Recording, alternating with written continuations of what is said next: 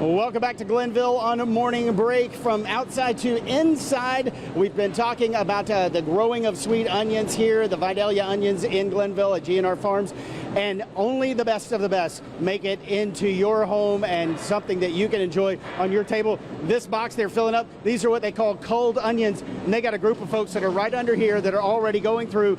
We told you earlier they were going to clip those onions in the field, and then they would bring them in here to the processing plant.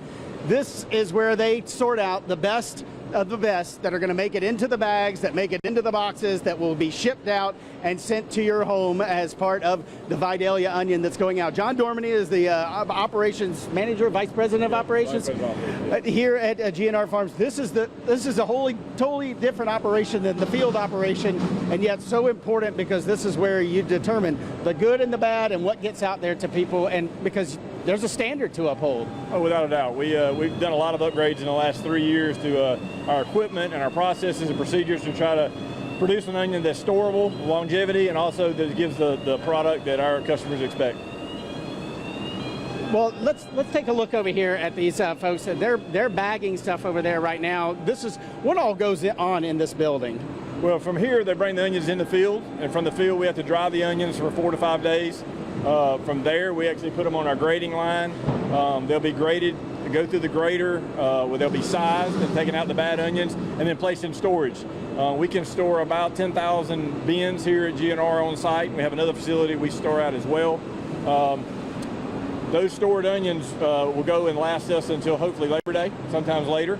And so after that, we'll pull those bins out of storage and rerun those into 40-pound cartons or bags. As you see here, this is a Sam's 6-pound bag.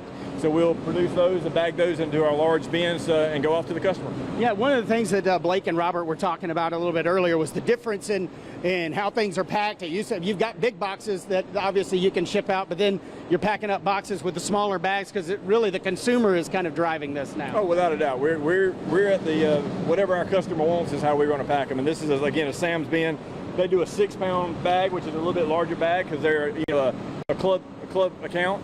And so they put them in these bins. We'll do these same 2-pound, 3-pound, 5-pound, 6-pound, or 10-pound, and depending on whether they want it in a bin or a master bag, whatever they wanted, however they want us to ship them that's best for their customer, that's what we'll do. What's the process like to change from a 3-pound to a 6-pound to whatever when you're talking about packing? Is it just a flip of a switch? You have to change things out? Yeah, no, you have to manually change out the rolls. We have 4 Giro baggers. We can bag about 100 bags a minute of this size in our baggers to go to be packed. So it takes about 20 minutes to change over those baggers to a different film. So we try to organize our production schedule. We're running as many of this film for 2 or 3 days or 2 days out. And so when we change over films, we have less downtime. What was your background before you started doing this? My background was actually 21 years in education. I was the head of school at Pinewood Christian and Robert Toombs.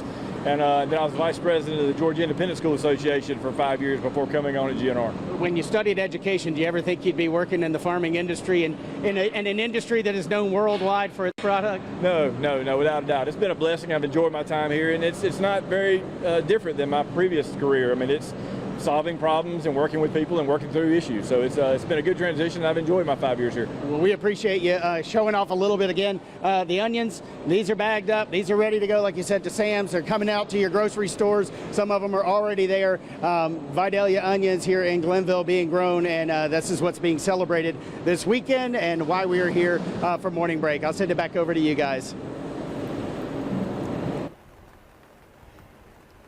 Thank you, Kyle. Looks like you're having fun over there. We're also having fun, too, because our next guest, we're talking one of the greatest honors a young lady in Glenville can achieve is being crowned Miss Georgia Sweet Onion. Kenzie Henson is the 2025 Onion Queen, and her responsibilities to that title go well beyond Saturday. Good morning, Kenzie. How are you? Good morning. I'm good. How are y'all? Thanks so much for being here.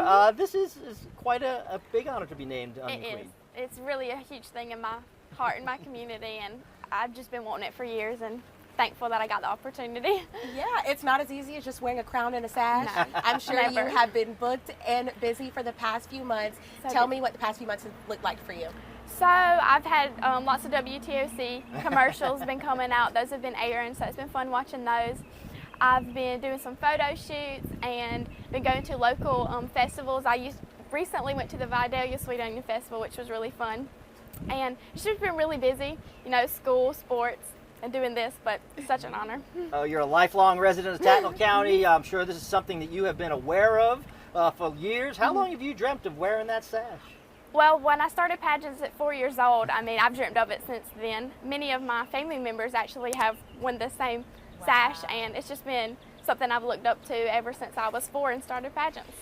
I'm sure that means a lot to you growing up here, this community raising you. You've also been, I'm sure, going to the Sweet Onion Festival all your life. How does it feel to represent there at the festival with so many people just visiting and appreciating the town that raised you?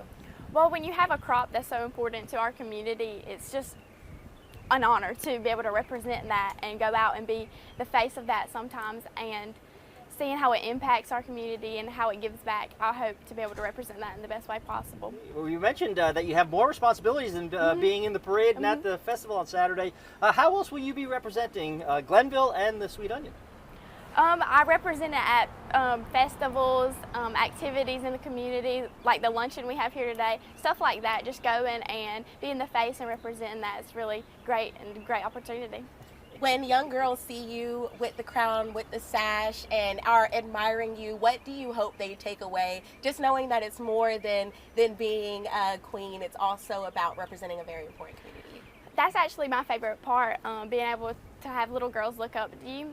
I hope they see somebody that's confident in who they are, and that's the biggest thing about me is just when I take this crown off, I still have a crown on my head, and that's a big thing for me. Actually, the first day I went out in my crown, I had this little girl see me in a restaurant I was at, and she was like, "Oh my gosh, you're so beautiful," and it melted my heart. And then she was just staring at me, and I was like, "Do you want to get a picture?" She was like, "Yeah." I was like, this is amazing. I'm going to remember this forever. Yeah. Well, you are going to be in the middle of the parade on Saturday, right up there on a float. You got your wave down? Oh. Oh, there you go. We got the sneak peek. Let's see it one more time. Go ahead. Oh, all right now. Well, thank you so much, Thank y'all Kenzie, for having me. joining us. We are looking forward to seeing you shine on Saturday. All right, we have more to come live in Glenville at the Chamber of Commerce, previewing the festival. Stay tuned.